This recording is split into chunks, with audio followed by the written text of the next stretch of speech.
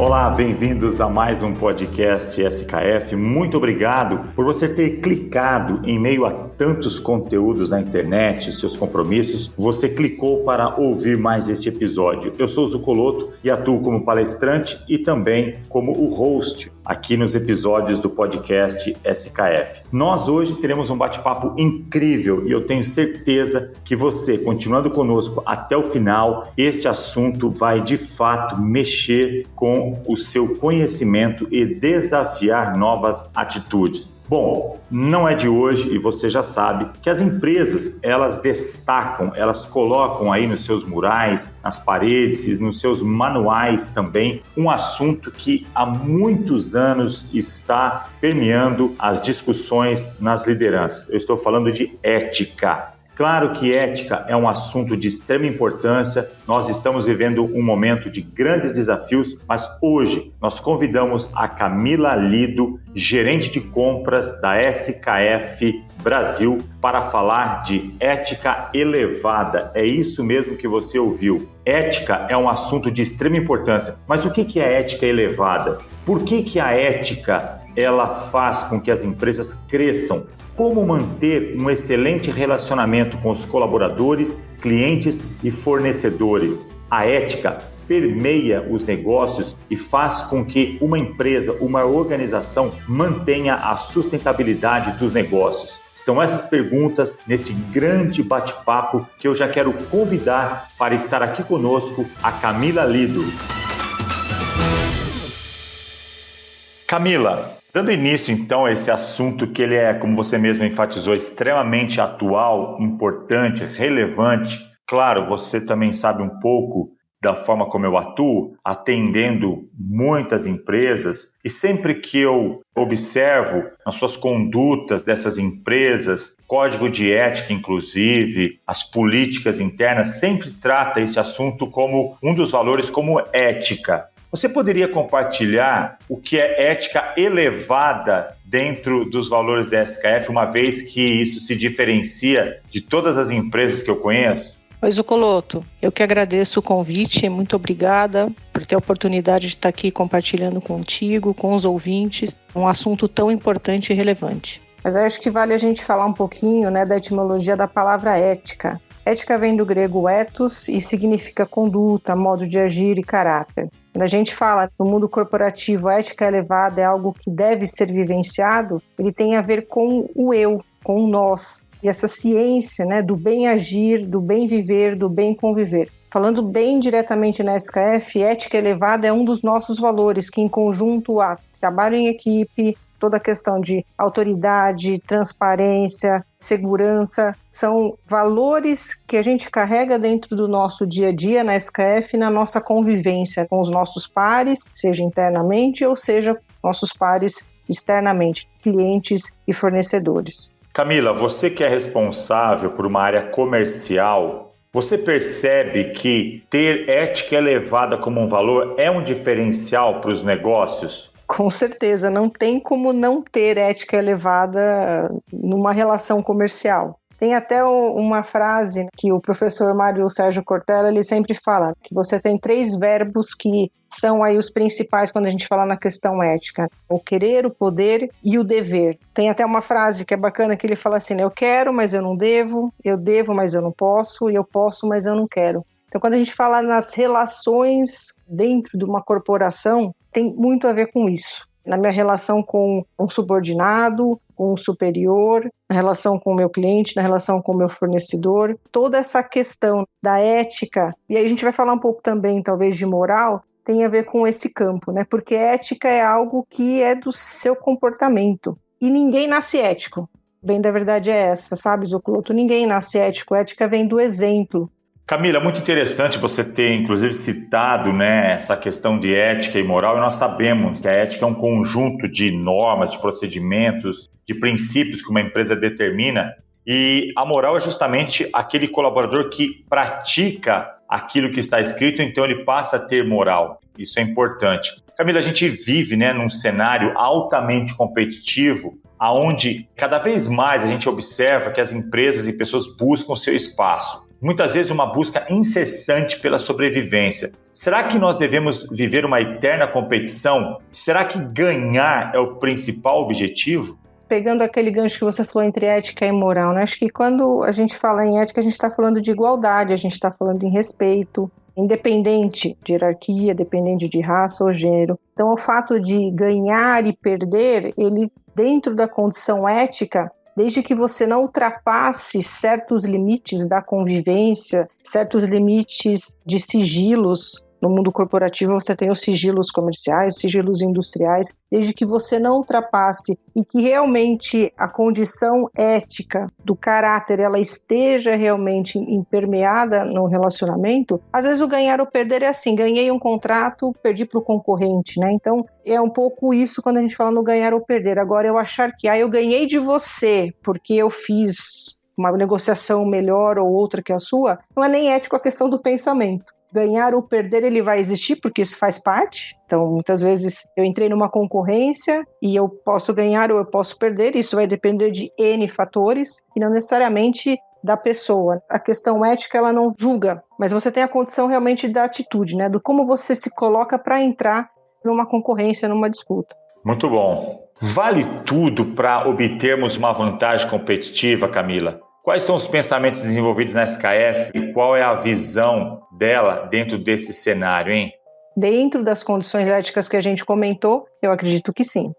Porque todos nós sabemos, e muitos dos profissionais que estão nos ouvindo agora, nós crescemos dentro de uma cultura que levar vantagem é a melhor situação para uma das partes, mas num processo de ética elevada, isso também pode ser revisto num processo de ganha-ganha. É dessa forma que você também enxerga? Zucoloto, com certeza. Quando a gente fala na condição do ganha-ganha, a gente poder colocar a nossa maior expertise, a nossa maior competência em exposição, seja para ganhar um grande contrato, seja para fechar uma grande negociação com um fornecedor. E aí o ganha-ganha é entendendo aonde a gente está permeando aí a condição, a gente poder ter os dois lados da mesa, vamos dizer assim, colocando o seu melhor. Faz todo sentido, sim, Camila, o que você está trazendo para nós. Eu preciso agora aproveitar esse momento e os ouvintes com certeza estão aí se enriquecendo com a tua bagagem. Eu gostaria que você pudesse comentar como uma gestora, vou chamar de gestora de uma área comercial, como que você garante um ambiente alicerçado pela ética elevada? Primeiro eu gostaria que você falasse sobre os colaboradores, depois eu quero aprofundar um pouco a relação com cliente e fornecedor. Vamos dividir isso porque eu acho que vai ser bastante interessante. Como é que você faz com que a equipe, os colaboradores tenham isso no dia a dia? Quando a gente fala em ética elevada dentro da SKF, isso independente, né? Se eu estou falando com um nível superior ou com subordinado, a gente está falando em transparência, a gente está falando em igualdade, respeito, independente de raça, gênero, nacionalidade, religião ou o que seja. Então, as questões éticas, a gente trabalhando dentro também dos valores como teamwork, funciona numa via de mão dupla. O saber pedir ajuda, o saber ouvir um feedback, muitas vezes que ele pode ou não ser algo tão fácil de dar ou receber. Eu acho que isso permeia um pouco quando a gente fala na condição da ética elevada e do relacionamento com os times. Muito interessante, porque recentemente eu bati um papo, inclusive é um dos nossos podcasts, sobre diversidade na prática. Eu falei com o Evandro, que você o conhece, o Evandro Rita, e a Paula Mouco, e eles trouxeram justamente sobre isso, sobre a diversidade, ou seja, as diferenças culturais, étnicas, de raça, não fazem a acepção de pessoas dentro da SKF. Você está trazendo isso à tona agora, muito interessante, ou seja, está no DNA essa ética também, o respeito ao próximo, que é o próprio colaborador dentro da empresa, é isso, né? Com certeza, isso tudo é muito enriquecedor, porque o pensar diferente não é problema algum, ele traz realmente uma bagagem, um compartilhamento de ideias, e isso tudo se transforma em sabedoria lá na frente. Eu acho que essa é a grande vantagem de a gente trabalhar na condição da ética elevada e fazendo realmente a compreensão do que significa a questão de ética elevada. Não é que eu sei mais que você sabe mais que eu, e a gente vai estar aqui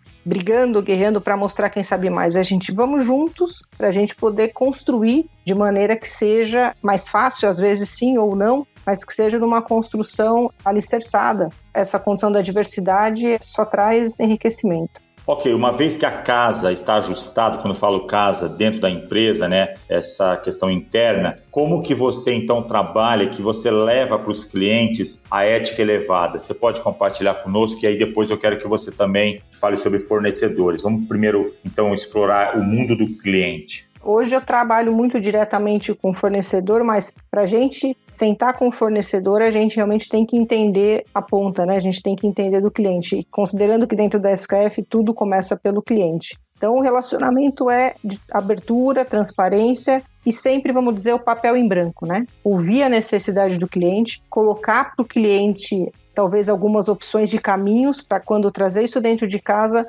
saber para onde seguir. Sempre voltado e pautado no trabalho em time. É excelente, realmente você falou uma coisa muito interessante. Não dá para eu ter uma relação com o fornecedor se esquecendo do cliente, porque vai afetar diretamente. E eu tenho certeza que a relação que vocês sempre procuram, porque eu também acompanho várias lives de vocês, Claudinei Resch está sempre dando aí declarações e participando de vários encontros, como outros profissionais aqui que já gravaram conosco, né, comigo especificamente, e essa relação ela precisa realmente ser de total transparência, porque se eu impactar o fornecedor, com certeza o meu cliente vai sentir isso, né? Com certeza. Na verdade, quando a gente olha a cadeia como um todo, começa assim com uma demanda e quando isso vem para dentro da empresa, a gente tem que estar buscando aí os recursos e às vezes eles são internos, às vezes eles são externos. A gente até nem gosta de usar, a gente nem usa tanto a palavra fornecedor, mas parceiro. Então ele realmente tem que estar dentro com a gente nessa condição da cadeia, né, desse elo junto ao cliente, na questão da parceria. Eu deixei essa expressão vir de você para que os nossos ouvintes não pensem que eu que criei uma nomenclatura achando que tudo que nós estamos conversando aqui passa por um crivo de palavras, mas como você citou, se vocês já não tratam mais como fornecedores, sim como parceiros, já é um ótimo exemplo para o mercado de como deve se tratar aquelas pessoas que fazem parte da nossa cadeia produtiva. E sabe que o que é bacana, Zucoloto? A gente tem um código de conduta com os nossos fornecedores. Então, os mesmos valores que a gente permeia dentro da SKF, que a gente vive dentro da SKF, é o que a gente também tem colocado para os nossos fornecedores. E isso hoje é vivenciado dentro da relação SKF e os seus parceiros, muito pautado em relação ao código de conduta. Camila, eu quero aproveitar esse bate-papo aqui, apesar de ser um tema que para muitos é polêmico, mas a gente está levando isso aqui como realmente uma abertura, total transparência, e os ouvintes já estão percebendo que tudo que é complexo, se você trabalha ele com maturidade, com profissionalismo, ele se torna simples no dia a dia. Quero contar uma história para você. Alguns anos atrás, eu estava fazendo um trabalho para um cliente e eu estava voltando de uma viagem do Chile. E é claro, não é uma viagem tão longa, mas sentou do meu lado um profissional, ele era um italiano. Eu acabei puxando um papo com ele e eu perguntei para ele assim, eu gostaria de saber qual é a imagem que você e os seus colegas de trabalho têm sobre o Brasil. Eu estou falando, Camila, de não mais, não menos que aproximadamente uns 10, 12 anos atrás, tá? Em uma das viagens que eu fiz. A resposta dele foi a seguinte, ele me respondeu com uma palavra, corrupção. E aí, eu quero fazer para você a minha última pergunta e a gente vai explorá-la.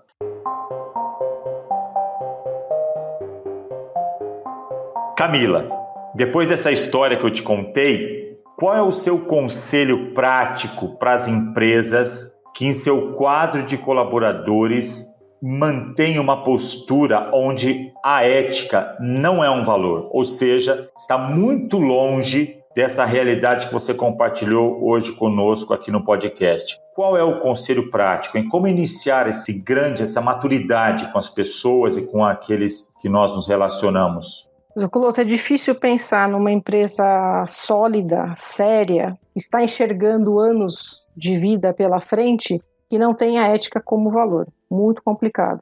E aí a gente fala de ética e fala de moral. Porque ética, como a gente falou aqui durante o podcast, é uma característica, é um comportamento, é uma conduta, é a condição de caráter. Então, se você tem pessoas que não vivenciam ética no seu dia a dia, difícil às vezes elas entrarem numa condição moral junto à empresa. O conselho é que não adianta a gente querer achar que o que é bom para mim e não seja bom para você vai funcionar no contexto geral, né? Então, não faça ao outro o que você não quer que faça para você. Quando a gente traz isso para dentro do mundo corporativo, é exatamente a mesma coisa. Muitas vezes a corrupção ela não é, né, da empresa com a outra empresa, mas é da pessoa com a pessoa. Então, montar um time onde você confie nas pessoas, onde as pessoas realmente tenham valor ética na condição indivíduo, eu acho que é por aí que começa. Ou seja, começa realmente no individual para partirmos para um coletivo. Eu diria quase que uma corresponsabilidade, né? Acho que todos são responsáveis por essa construção, é isso? Com certeza, a questão de ser ético é você ser responsável. Eu estava até pensando em exemplos aqui para a gente falar. Eu vou justificar talvez uma falha minha falando que foi, olha, não consegui falar com você no podcast porque o problema foi o Wi-Fi, o computador, enfim, alguma outra questão. A responsabilidade é minha, uma vez que eu assumi essa responsabilidade com você. Então, quando eu coloco o ponto de que, eu não fiz algo porque fui condicionada ao ambiente por N fatores, ou eu fiz algo errado, sabendo que era errado, mas para tentar receber alguma coisa ali na frente, a responsabilidade é totalmente do indivíduo. Existe até, né, o termo, né, omissão ética. Passo um pano, né, como se diz, eu coloco isso embaixo do tapete, mas eu sei que realmente tem algo que não foi bom ao negócio, não foi legal ter feito com a outra pessoa, com a outra empresa. É isso que a gente chama de omissão ética, né? Saber que está errado e mesmo assim está agindo dessa forma errada. Excelente. Camila, gostaria muito de continuar o nosso bate-papo. Eu tenho certeza que os ouvintes estão aí colhendo bastante informações e muito mais do que informação, experiência. Eu gostaria que você pudesse deixar aqui para os nossos ouvintes, falando desse assunto, se de repente algum profissional atua em uma empresa onde está difícil romper a barreira do ético, do moral, e a gente sabe que esse é um grande desafio. Como proporcionar essa mudança? Não que existam 3 regras ou 3 passos mágicos para que isso aconteça. Mas na sua experiência profissional, de vida, numa área comercial, o que você pode ajudar esses profissionais que querem também ter isso como uma marca? A primeira condição é realmente entender a cultura que você está inserido, porque como pergunta anterior, se a empresa não tem essa cultura ética, é difícil você querer mudar algo. Mas se realmente é algo que você tem como fazer a diferença, a única questão é, faça. Não espera que alguém faça por você, não espera que alguém te dê a direção. Se você sabe o que tem que ser feito em relação a questões de princípios, a questões éticas, vá em frente, não desista, faça. Sabe que tem uma frase que eu utilizo em alguns seminários, justamente sobre esse tema, ética no mundo corporativo, que diz o seguinte: uma coisa certa continuará sendo certa, mesmo que ninguém pratique. E algo errado será errado, mesmo que todo mundo pratique. Eu acredito que passa muito por esse viés, não é isso? Com certeza, é aquela questão, né? Faça o certo sem que ninguém precise estar vendo que você está fazendo certo. É exatamente o que você disse. Camila, eu quero agradecer muito o seu tempo aqui conosco. Eu tenho certeza que os ouvintes colherão muitos frutos a partir dessa sua experiência compartilhada aqui conosco. Eu quero desejar a você muita saúde, principalmente neste momento que estamos em transição aí, e desejar a você sempre sucesso profissional. Muito obrigado por você ter aceito o nosso convite. Imagina, Zucoloto, sou eu quem agradeço. Acho que bate-papo ele ficaria aqui, a gente se estenderia falando porque é um tema bastante interessante, ele é atual. Essa troca agrega bastante. Sou eu quem agradece. E desejo para você também, muita saúde. Um grande abraço. Abraço.